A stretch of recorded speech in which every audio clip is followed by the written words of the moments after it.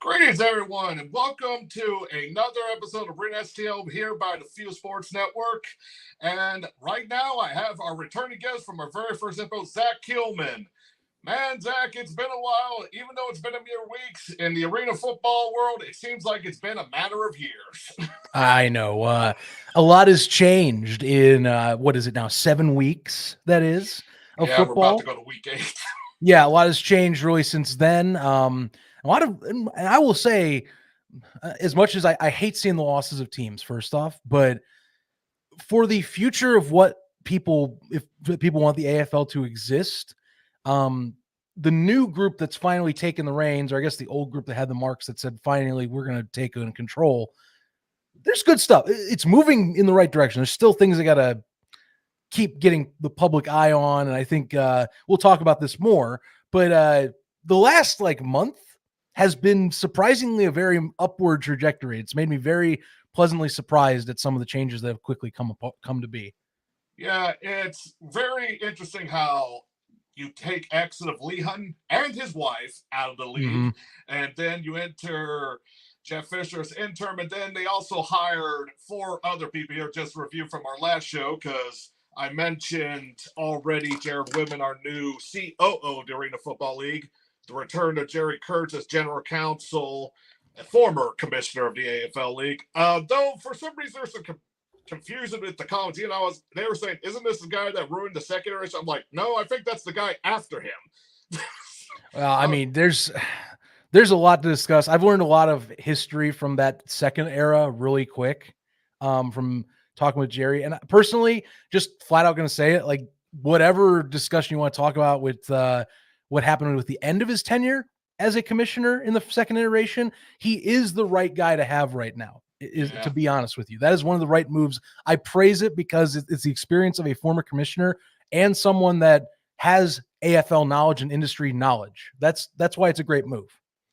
Yes, and then we got a director of football operations. Like, we got 2 hirings in between these 2 episodes. Right. We got Gary Compton, director of football operations, basically deals with the game scheduling, team management, and player development. And when I'm seeing these positions, I'm like, Lee Hutton didn't think about hiring people in this type of stage or something. So this was like, yeah, we and I don't know if you've seen this third hiring there. They'd actually brought in someone for president of football administration, Tracy Lehnan, who has worked in the NFL offices. So again, it's good. It's move after move after move of good personnel, either arena personnel or people that know sports industry and the inner workings to help alleviate some of the issues with trying to manage a league. Because something it sounded like with Lee Hutton is a lot of this was like basically him, and I'm going off words of the new ownership, dodging licensing agreements, and then also basically not allowing teams to help him in terms of setting up and trying to build the league. So a lot of this is stuff that, yes, this is what should have been done in the first place, divvying up and getting personnel that can do extra things to let other people like, say, Jeff Fisher or Chris Chetty, who's the CEO of G6 and helping run the AFL, to do other stuff and do other things that they need to do to build the league up as a brand. These are great moves. There's going to be more personnel, I imagine, by the end of the year, into the summer. But this is great to see. 3 people that are going to help, at least for the next year, I'm hoping make an even better and stable second year of a return. Yes. Tracy Lehman will be the director of football administration, which is football operations management, stakeholder collaboration, policy and compliance, executive travel support. That's going to be important. Yes. And advisory support to the CEO. And as you said, has a 23-year career in the National Football League, focused on football and team logistics. And yeah, especially after what happened the last few weeks, that's a big plus, and I'm glad that they're having them. And yeah, it's also kind of interesting because another big thing, like I mentioned on my last episode, they're only on YouTube now, which is fine.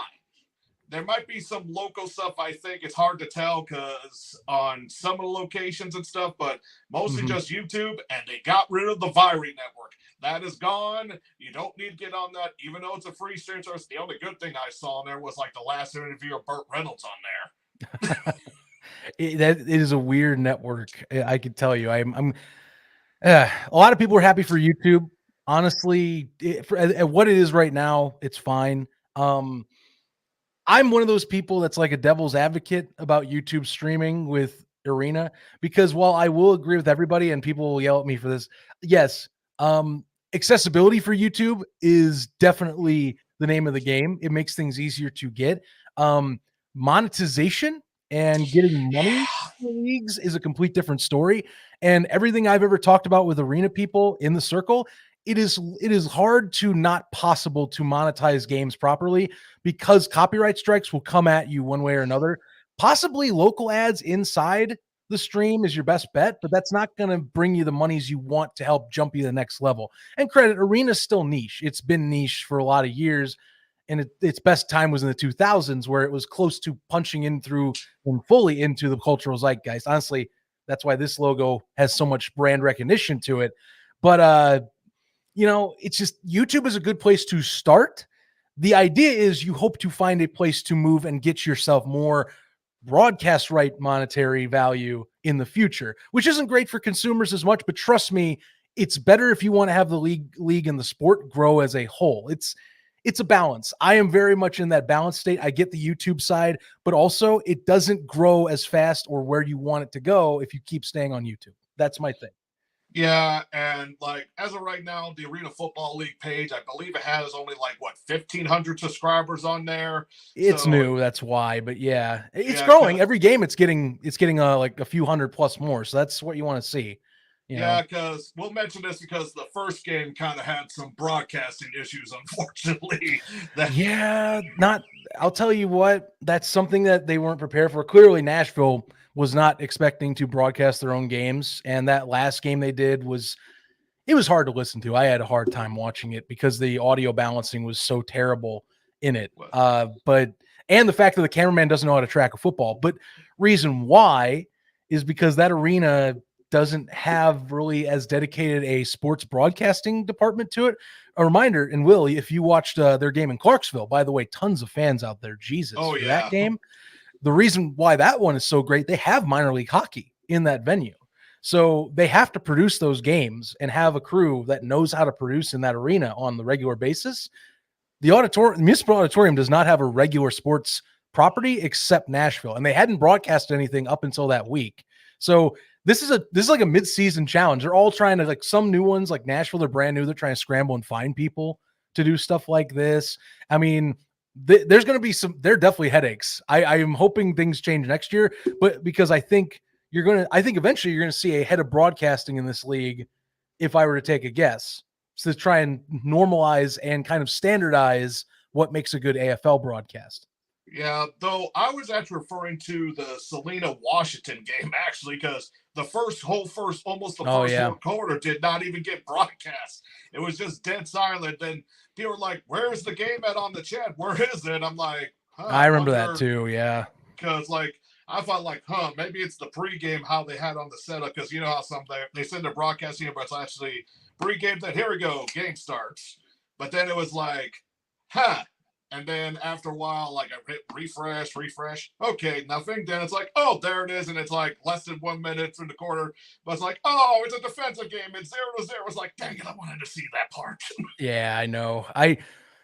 Again, headaches. And I almost forgot about that. So thank you for bringing it up. And part of it's because, in a game of great matchups from that weekend, that was the one that was the most forgettable of them all. So that and I don't know, Sunday's game was not that was kind of similar too, unfortunately. Yeah, that's true. So too. Yeah, the first game, like I mentioned, the Washington Salina, like I said, first quarter 0-0. Then it was starting to get 7-7. Then it just went downhill for Washington from there, and Salina proves why they're the best team in the Central right now of all the three Kansas teams. Yeah. They're even with Charles McCollum going down the week prior. I mean, they just basically readjusted their offense around the run game first, and that's their bread and butter. You know, some teams like to use the indoor style with the heavier run sets as their option with RPO, and Salina does a really good job of doing RPO offense in the arena setup for defensive schemes, which surprises me because, again, when you have linebackers that are basically stacked up or stuck in a position, where they can't freely move like the indoor game, you would think the run game kind of gets stifled, but they've done a great job getting their outside blockers like on the receiving end and also their linemen upfield to allow this run game to be successful. So honestly, like Tracy Brooks and company over there, or Tracy Brooks has been dynamite on the field, and they've been doing an excellent job at getting a run. Like this is one of the best run offenses in an arena style of game that I've seen since watching arena football in arena form, like not the indoor game where you have defenders moving around. Really great job of getting running backs up to that second level in a game where you're basically waiting for a second level wall to hit you as soon as you get through the first. Yeah, of course.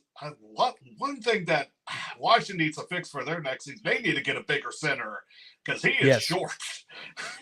I challenge the Wolfpack next year to recruit much better than they did. I know those guys. There's been some talented moments there, but I think the roster was not up to par to what the rest of the league is, and that's going to need some serious sit down and contemplate what you're doing for next season. Because great that they're getting fans out there for the game. It's been one of the few success stories from like the former AFL management is the Wolfpack kind of getting off to a decent start in terms of local engagement. But that team's got to be better, and that roster has to get better talents in there if they're going to compete with guys across the league that are upgrading their rosters or have better, bulkier rosters in general. Like, I'm surprised they did, since Oregon Black Bears is pretty much in suspension right now, why they couldn't get some there, but maybe because they're in suspension, they can't get any of those players right now. Right. So some of them I wonder too. You know, I'm with you there. I wonder what's up with that. Oregon's, I could talk Oregon, but it's such a weird spot like you're talking, because their coach Delvin Miles is claiming they're coming back next year, but I haven't heard anything about that besides him saying that on Facebook.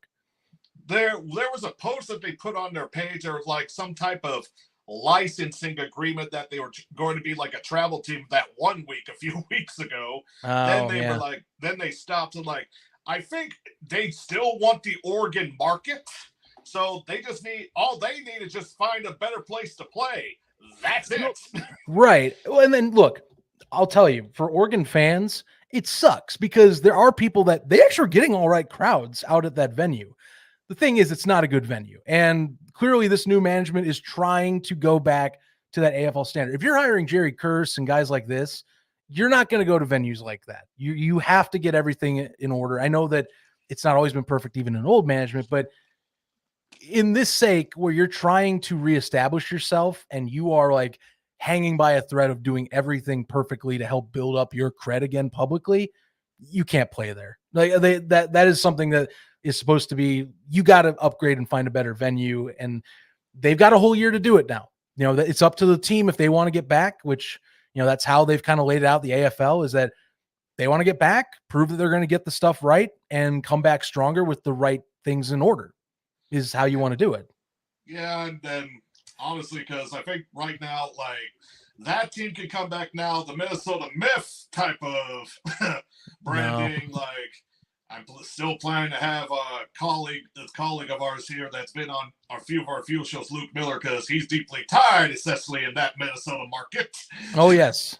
Tons of interest in teams out that way, of course. I know his Timberwolves, unfortunately, not making it this year to the finals, but, you know, yeah. I mean, he was devastated that team did not turn out the way it was, because I thought it was a cool brand. It still boggles my mind they had money for pyro, but not for their players. That's what I'm saying. Like, what do you mean you can pay for pyrotechnics, but you can't pay for rosters? Like, unreal. And apparently there was no sponsor things on their dasher boards thing. It's like, did you actually try? And it's held to a higher standard because the team's owner is the commissioner's wife. Yeah. For those that are tuning in and don't understand, if you don't see sponsors on those dasher boards, that's a bad sign your team ain't making money, or is at least not stable. Because as a good colleague of mine has described in the past, and shout out to Scott Burke, he's one of the OGs, one of the guys that's one of the top knowledgeable men about this business.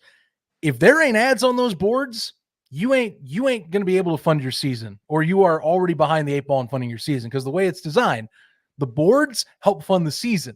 along with other ads. The ticket sales are supposed to be the gravy, and maybe they help pay off rent a little bit with the venue. The tickets should not be what pulls you through the year. It's the sponsors on those boards that gets your costs down, and the tickets add to your profits. So if you don't got sponsors, you're already behind the 8 ball, my friend. And who knows how much rent costs at the Target Center, dear Lord. Good God, I don't want to know. I really don't. Like, it could be similar for what the Predators are doing down there. Of course, we have to remember they have that weird agreement. They have to have 6 home games. So, yeah. Yeah. Though, let's go for like one of the better games that we had this week. And that's, of course, Albany versus West Texas. And we'll mention a little bit of a wrinkle that happened after that was announced yesterday. Right. And Albany came thrusting out at the first part because it was like 18-0 unanswered points by touchdowns, rouges, deuces. It was like, boys, West Texas is going to start playing defense here. Roscoe's on a heater, man. Those deuces were just going again and again and again. My God. Yeah, and believe it or not, like when watching it, it's hard for me because rouges are still kind of a new concept, but was so many this season. It's like, boy, these nets are proving to be a hard thing for the real league, especially with some bounces and stuff. Heck, there was a bounce at the late of the game that it bounced in, so then it bounced behind over the boards to make a touchback. The same game. Yeah, it was OT. That started OT. People thought maybe they were trying to remember, was it a rouge if it goes back behind the wall, if it hits first? They got lucky. Well, until they weren't. But like, man, I'll tell you, you're right with the rebound nets item. I don't think people are used to the rebound nets, and it's throwing them off on how to get the angles right. And you're seeing so many of these crazy kind of returns where you're just like loose cannon, like it's just loose and goosey and things just aren't fully put down, or the classic bar ball. I love bar balls, man. Freaking chaos. And then last week with the Storm game, you had a ball that bounced off the dasher boards and the Storm defender got it for an interception. Yes. And that's legal. That's great. It's one of my favorite things about this sport. The walls matter so much in catches. Like, I thought that was the rule, and I was like, why don't, you can design some places like you do with the rebound man, throw it off the net and reflect it. Do that with some wide receiver screens or something like that. And that way it's easier to get the ball from behind the scrimmage then go. And yeah, that game was one of the more entertaining ones. And like you said, it went into overtime and I think before overtime, Albany, because Albany had the lead first. Mm-hmm. Then West Texas started coming, and then they tied it up and got into overtime. And unfortunately for West Texas, that you had that strip. I don't know if I would call it a strip fumble. It was either a strip fumble or he just fumbled it and of course Albany once again, Darius Prince proves that he is him. And oh my God. If he ain't the MVP for this league this year, then that's a huge tragedy, man, Zach. I think he has to be one of the favorites. He's up there. I think Isaac Harker is also up there as well. Billings quarterback, freaking incredible season he's had so far. But going back to that game, Darius, classic Darius Prince performance. It's hard to defend for an entire game. Yes, he'll have an off kind of half, maybe once or twice, but he's always going to get his touchdown due. He's always going to get one on you. And or if he has his best games like this, he gets multiple. He burns you deep. He burns you downfield. He is able to break tackles. Guy is great as an all-around arena football player, and he understands the game. I love his game because he understands it. Like the wall catches, he is one of the best at understanding that the wall can be your friend and can catch off the wall. He is one of the experts at that tactic. So hell of a game. And I'll tell you, the strip fumble, I lost air in me because I was like, man, watch this. West Texas, after going through a gauntlet of the last 3 weeks before, and credit Orlando, record-wise wasn't there, but they're still a freaking contender. They played Albany. They played back-to-back games against Albany, West Texas, and lost to start the season. And then they came back and have beaten opponents down when they played. And so, you lose a Rouge play to Albany 3 weeks prior. You lose by 7 to Billings last week, arguably the best team in the league up until this past weekend, and you're just about to go down and possibly be in field goal range, if not score the game-winning TD in sudden death rules, and that happens to you. After you won the coin toss, after you avoided a Marco Roscoe deuce to end the game, after you got lucky on a touchback ruling, which, I mean, credit, that could have been a rouge. That could have ended right there, and people would have just walked out the same way as a few weeks prior, and you let that go. To lose 73-70 in a freaking barn burner by any league standard. That's a gut punch. I mean, that is a true gut punch, Will. I wonder if there was some bad juju, because remember that overtime coin toss landed on the West Texas player's foot. Yep. I remember because Darius was loud to the mic. He's like, hey, it hit his foot. Like he was going to get a retoss, Like, I don't, like, the ref tossed a coin. If it hit the player, it's still 50-50. So, yes. Yeah, like, and then we hear yesterday that West Texas fires their head coach, and I was like, huh? It shocked everyone. I mean, at least everyone except for one dude that said it was because of, and I put this slightly. He said it's because of his tweeting and the NAL settlement, which I don't agree with in that regard. So I'm just gonna put it out there. I don't agree with that take because that take was really annoying. That should be more on the owner, not the head coach. Exactly. Exactly. And so I don't know. I get the performance. I mean, it was a rough go. They've lost four straight. They started 3-0. They're 3-4. Now, credit, still very much in the playoff hunt, which Jeff Fisher kind of hinted in the Billings game. It sounds like the format's going to either between 4 or 6 teams. So we'll see. They're still very entrenched. It's a very competitive league between teams 1 through 7. So 3 and 4 is going to keep you up, but I just don't agree with the firing. I think that's what threw me off is Chris Siegfried, by all standards, is arguably one of the most, like, one of the top, like, experienced arena coaches of, like, the old school game. And so I know he's bombastic online and all that, and they've lost some games, but it just feels weird. I don't like firings midseason. It's his first year there. Obviously something else must have been going on because I don't think this was the right time to fire someone. There's a few other teams out there that could have done midseason firings I would have been okay with. And this just feels off, Will. Like you sound the same way, of course. It feels weird. I don't think he should have been let go. And the West Texas Deserts put out a statement that they're not going to address the firing of Coach Siegfried until after the season. I'm like, oh, great. That's right. I did not see that statement yet, but yeah, that just came like a half out, like 6:15 to 6:30. It's like, oh shoot. I was like, oh, you gotta be kidding. That looks more bad on the organization. What I'm more wondering is who did that statement also say who's coaching this week? I did not see. I think it was on the rebound off the Nets one that put it out there. So it's all right. I'm going to try and check because I'm thinking of a few candidates that could. Which the easiest one for me is I think it's their team president or GM, Terrence Foster. He used to coach a lot in the NAL. He's done other smaller leagues. I feel like he's a very early candidate for me that would easily jump in unless they wanted to pick one of the personnel off his staff. But that's something I've been wondering too. Like if they're going to move Chris, who's getting in here? Because I just don't agree with Chris getting moved unless it was something that just didn't go right behind the scenes. And it's like you said, midseason. It's actually more 3/4 of the season right now, going into week 8. It's like that.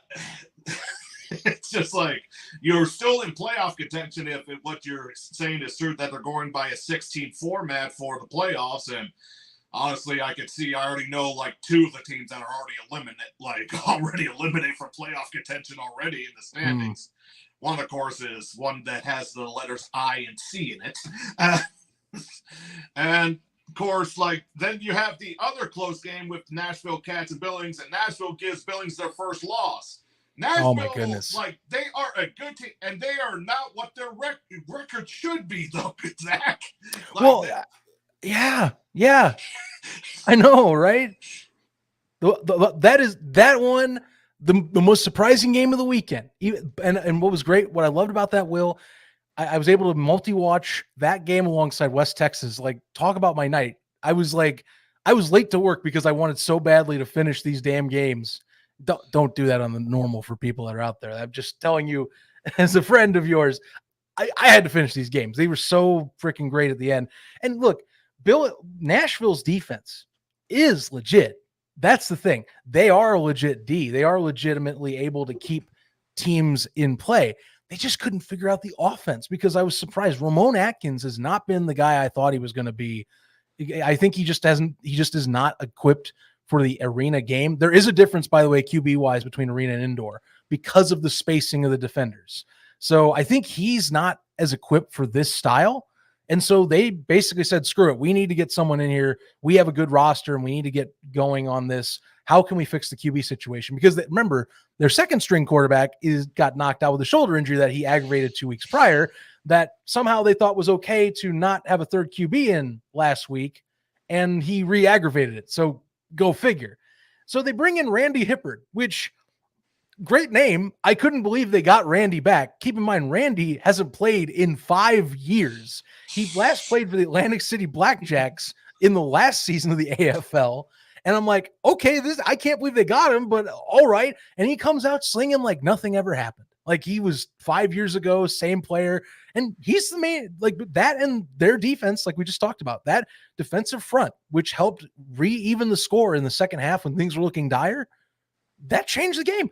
Nashville is a legit competitor now. Like Randy Hippard changes the entire dynamic of what the playoffs can be because the Cats, with that defense that they have on the other side, you can't play around them anymore. You can't just go after him. Randy will burn you. He's great under the center, and he's great at being an arena quarterback that can get the ball out in less than 3 seconds, even 2 seconds. Like we're talking classic arena pass where you're under center and you just have a design throw where it's a quick slant or it's the guy coming out of motion and you just freaking toss. He's excellent at that stuff. And that is going to make them deadly. Any team playing them the rest of this season, watch out.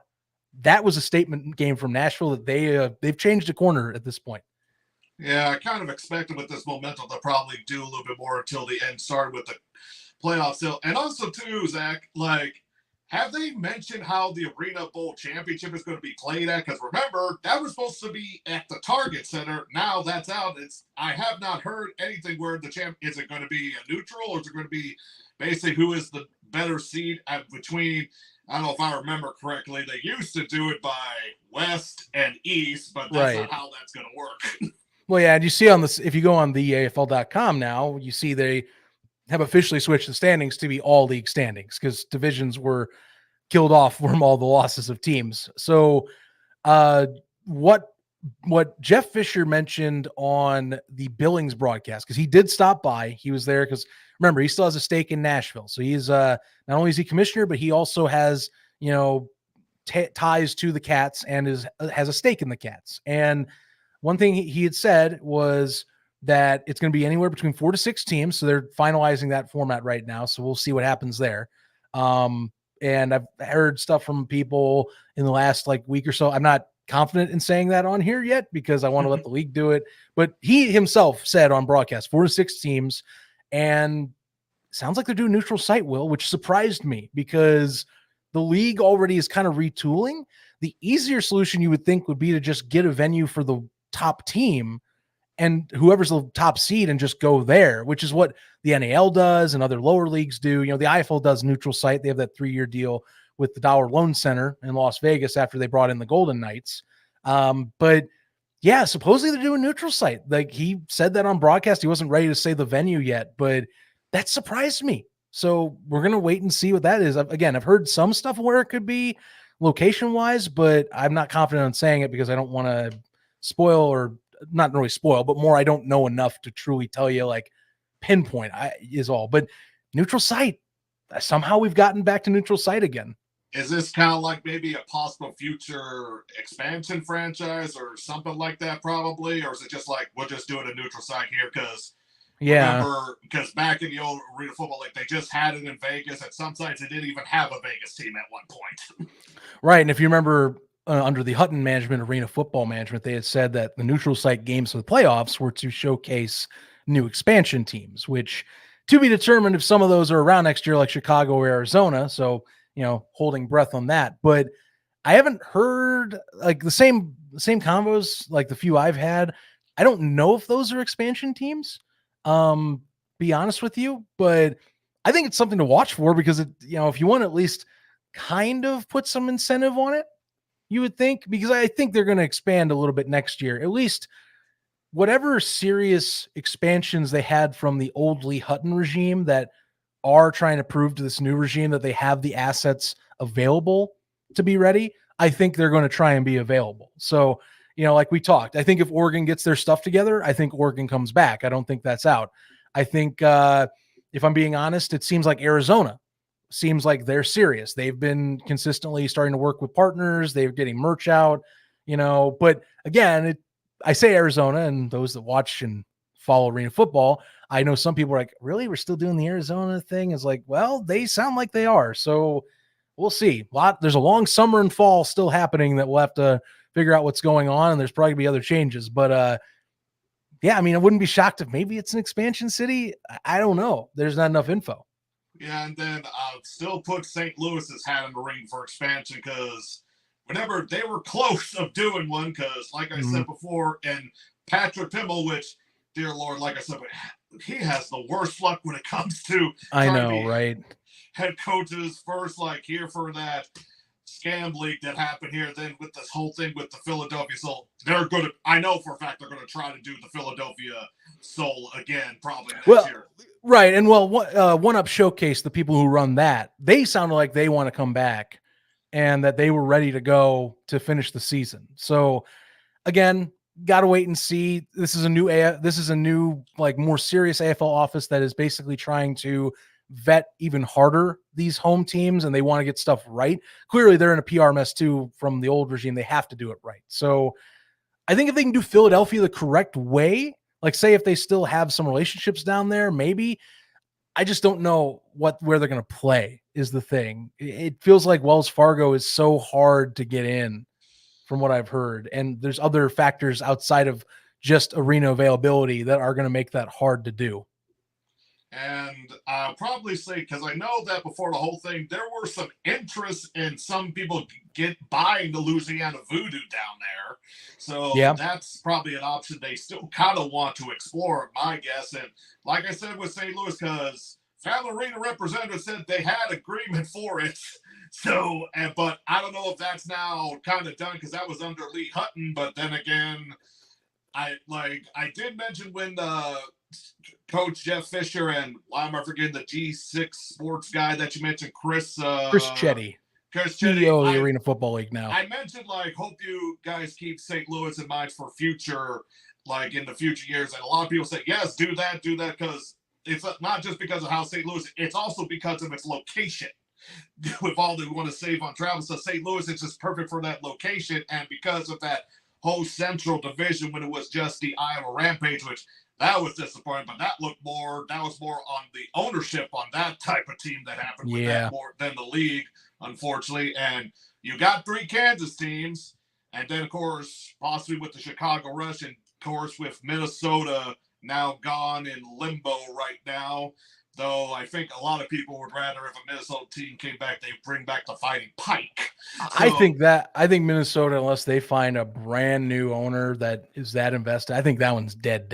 I think if we're talking teams in general, that died, if we're going to speculate a little, I think Minnesota's fully dead. I just don't see that one coming back. I think Georgia's dead unless they really badly want. I mean, the Force brand's good, but I don't know. I feel like that one's dead. There's just not much talk. Like Louisiana, it sounded like, things just went wrong from the league office, and I hope to God they figure out what they want because there was interest at that one match they played. So just got to figure that out.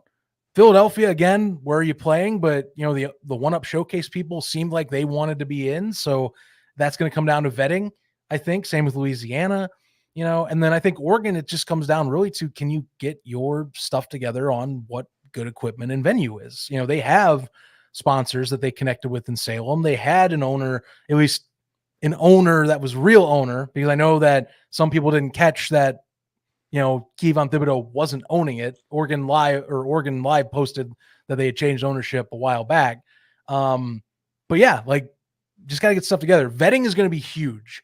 The one way you build this sport up and build the AFL brand back, you got to keep getting positive movement in the office, but you really the vetting I tell you, Will, it is so hard to do.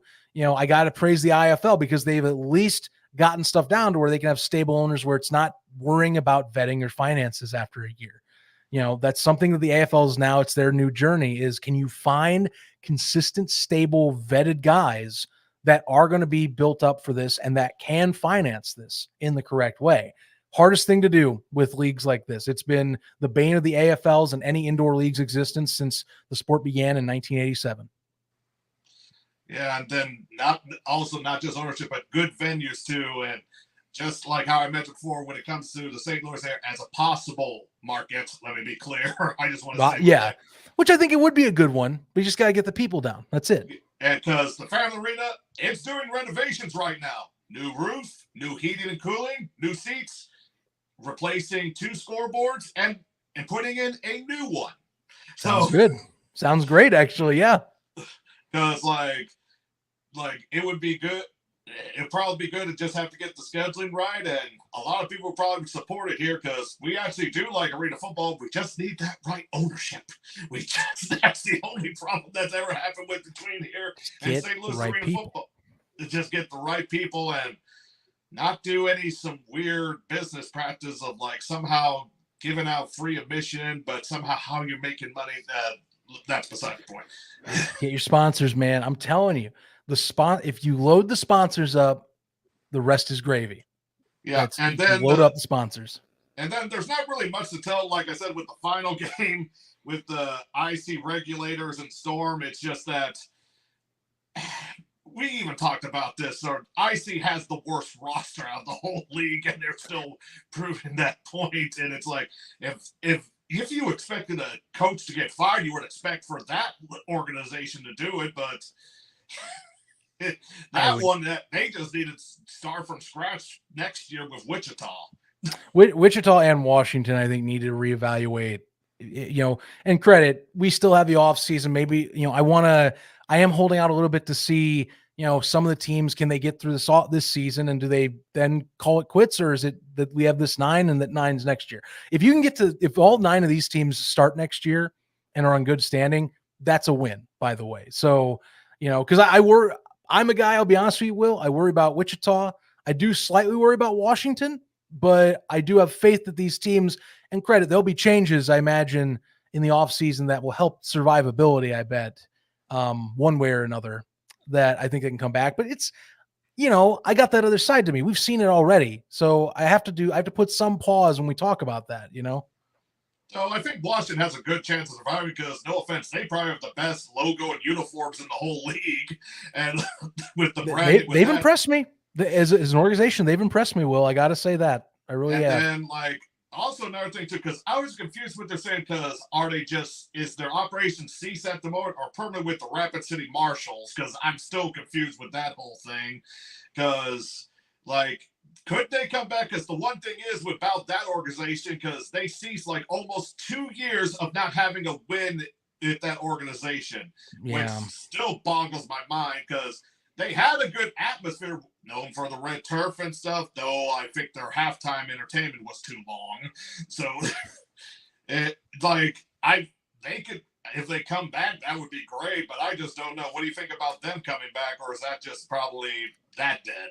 I'd be shocked if they come back. I mean, I'm actually curious myself. I'm probably going to ask after we get off, because I do have 1 or 2 people that at least I would say probably have that answer, but I'm putting that as a no. I mean, I don't know. Rapid City was kind of their history is unfortunate because they were picked up, had Pick Six Entertainment owning them, and didn't get, basically that organization let them go into severe financial issues. Then you have, Wes Johnson and his family pick up that team, and honestly, great grassroots people, but I'm almost wondering if some of the costs that they thought the AFL was going to pick up, they just leaned too heavy into and kind of bit them in the butt. Because I mean, some of those acts they brought in for halftime performances, those are bigger acts by arena standards too. Along with the fact that you are trying to pay players $1,000 a game and all that, and you don't have that in your pocket. I don't know. I'm not confident in it. When you say cease operations, I am going to always go with leaning an arena that it's a dead team. I don't usually have faith that it comes back. Like, it's good for a location standpoint for that division, but now it's and they were getting people in for their few games they had. It's just money didn't make sense, and clearly it wasn't coming in.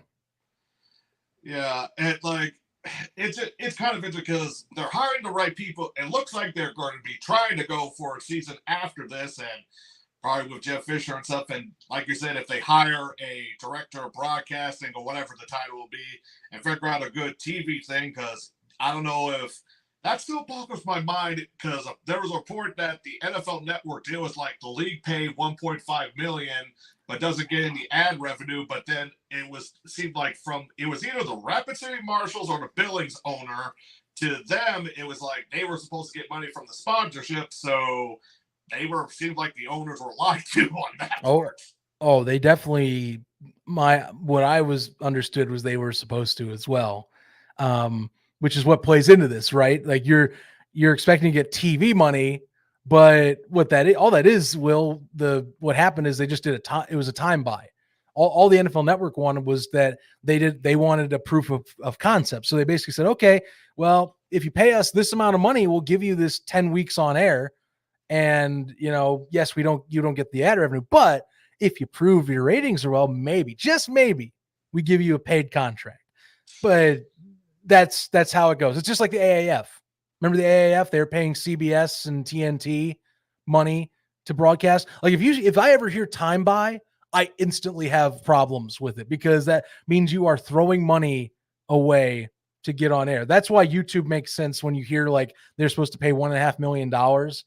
And now you're like, okay, well, if they were supposed to pay 1.5 mil, screw it, just go on YouTube, because apparently you're just throwing cash out the window at that point for teams that don't have that cash, is all it is.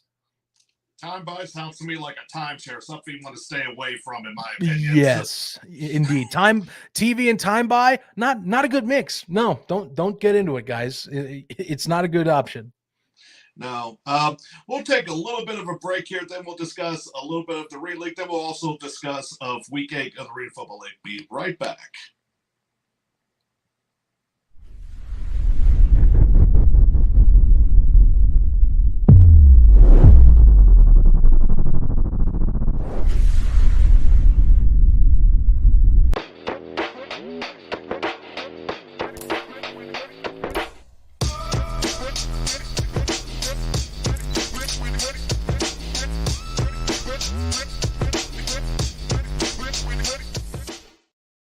And we're back.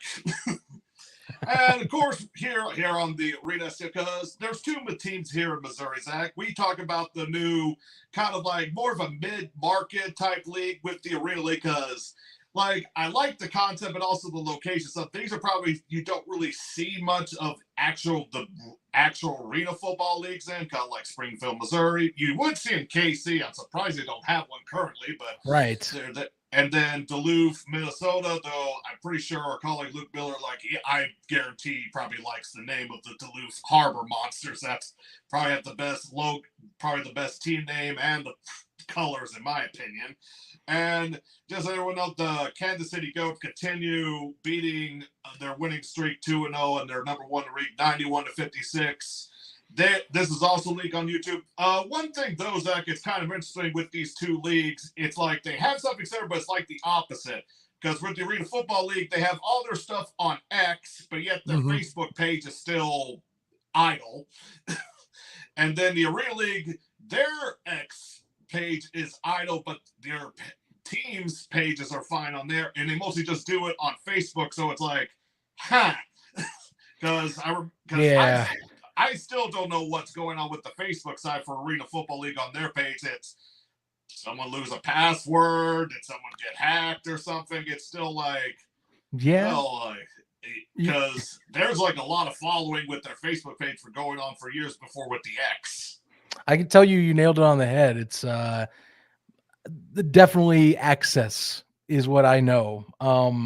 That at least with Facebook, the other accounts, I'm not sure. Now, credit management changes. If we want to get into that really quick, I am imagining like even the AFL's X account has been quiet the last 2 weeks. I'm wondering if certain things change. But anyway, going to the AL because or the Arena League. I'm going to call it the AL if I want to shorten it. I know it sounds like baseball-y if you want. I don't care, but you know what I'm saying. The league, I do say it intrigues me. Okay, removing one less player on each side of the field, focusing on throwing and throw offs, and more so that like 6v6 mentality of kind of football, where it's more about the specialty players and kind of getting the ball out and who's beating people one-on-one in the secondary. It's enticing. That being said, I will be honest with you. I just, to put it out there to people, it hasn't been my cup of tea because I can't, and credit Will, you pointed out a point with them, like some of these venues wouldn't support it. I like the kicking elements of the leagues, and I can't get over that. And the fact that because you have to throw off, it's a Nerf ball. It is essentially like the size of a Nerf ball you're throwing out there, but I'll say this though, when the highlights I have seen, I got to give props. It's exciting stuff. It's a different brand, but it does allow skill players to at least go and show out their talents. I do would like, at least with this league here, because it did help some of the Arena Football League teams that are no longer existing, because the Rampage quarterback is now the quarterback for the Kansas City Goats. And then for one of the more popular ones from the Minnesota Myth, Terrence Wenzel, the wide receiver, he's on and he's a Duluth native, and he's basically the number one kick return in the league right now for the Arena League. So that's the one good thing about it.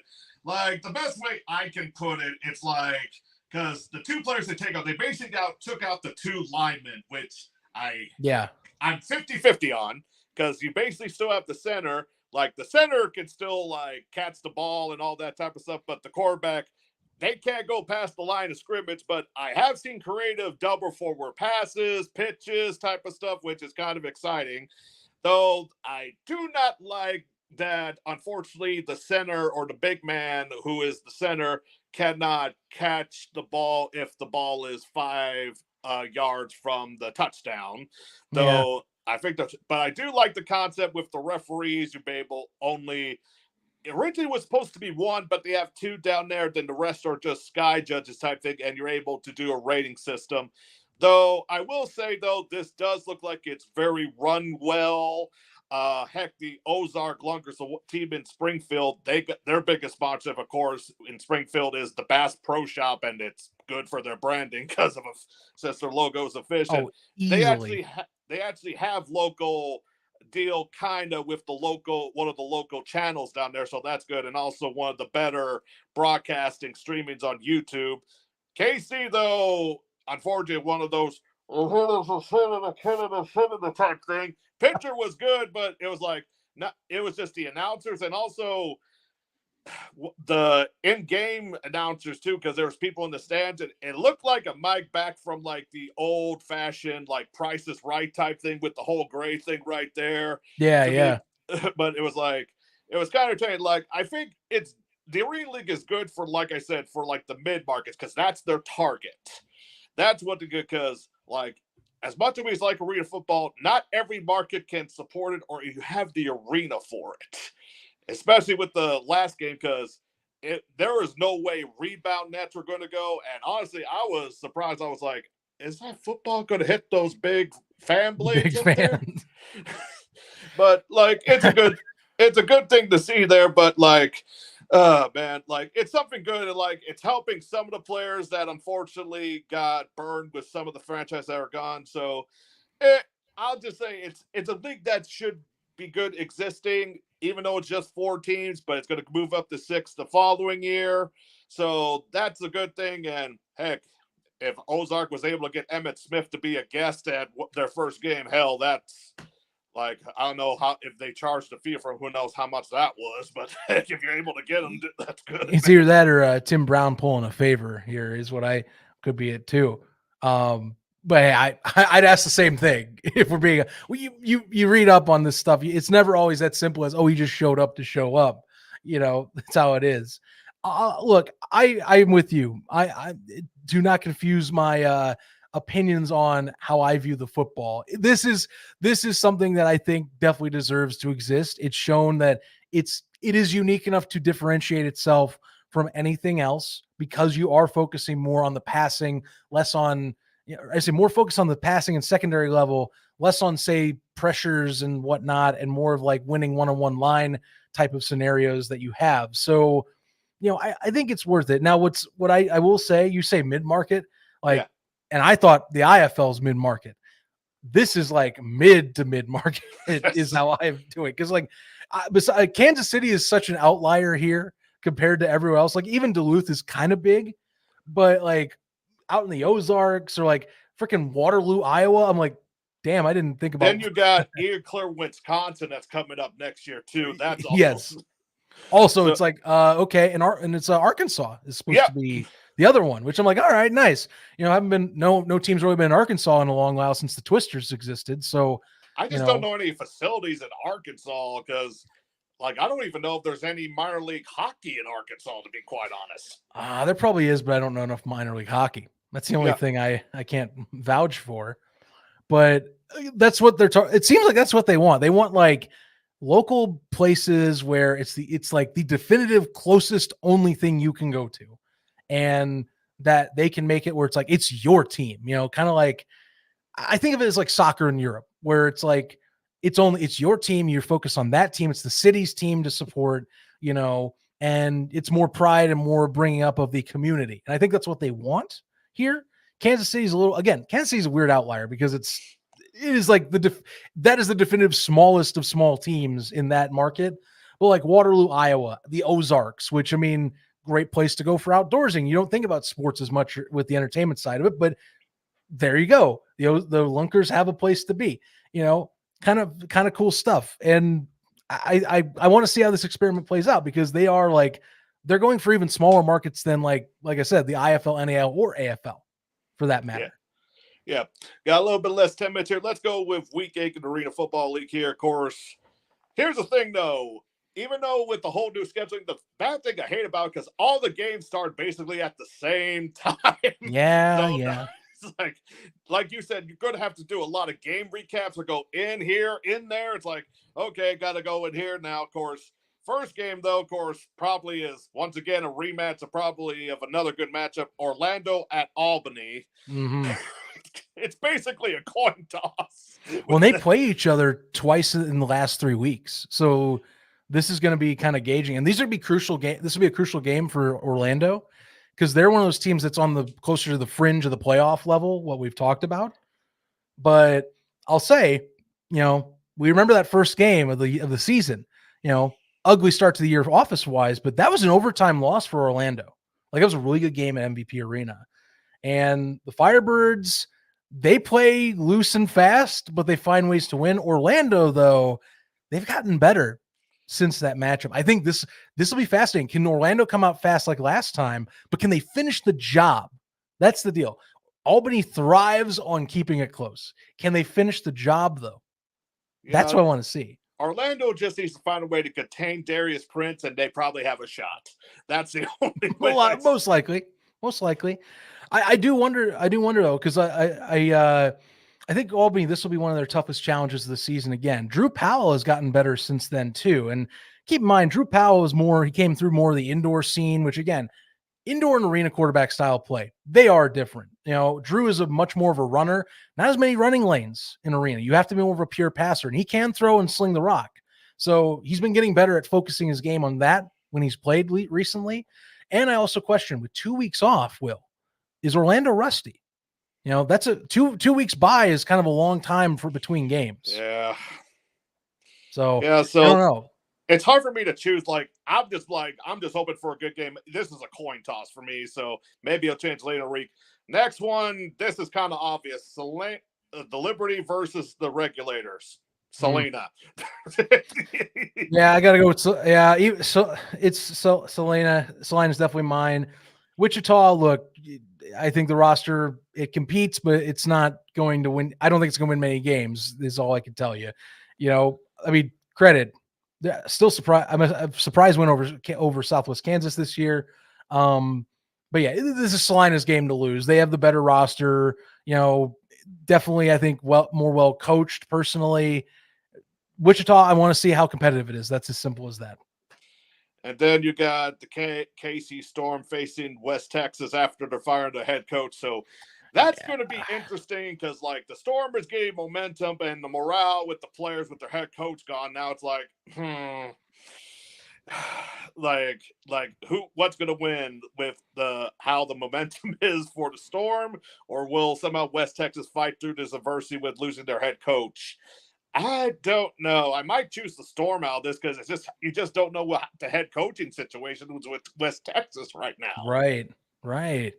Yeah, that's a hard thing to say because they've been, they did make a QB switch this past week. They went with Matt Struck instead of Caden Walters, which Walters he'd been kind of inconsistent. He was more the local product to kind of bring people in, and Struck seemed to have found some spark for them.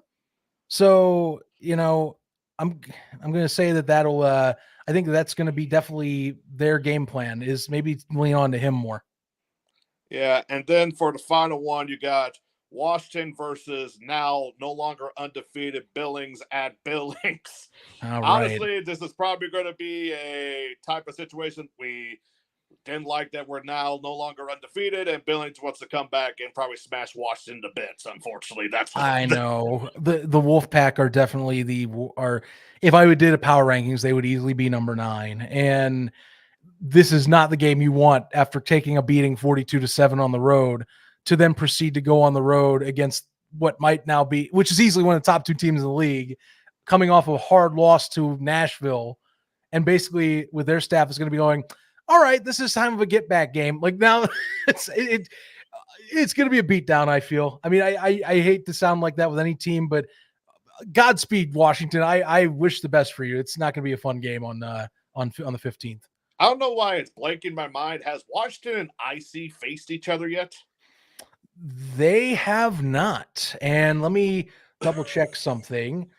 Do they play each other this year? They do. Last week of the season, the regulators will be heading to Washington to play Washington at home. So yeah, I mean, that'll definitely be the test of who is the ultimate of the bottom barrel. We got ourselves an AFL Tank Bowl, gentlemen. It is the Tank Bowl, baby. No first round picks though, because this is arena football. We do free agency and free agency only.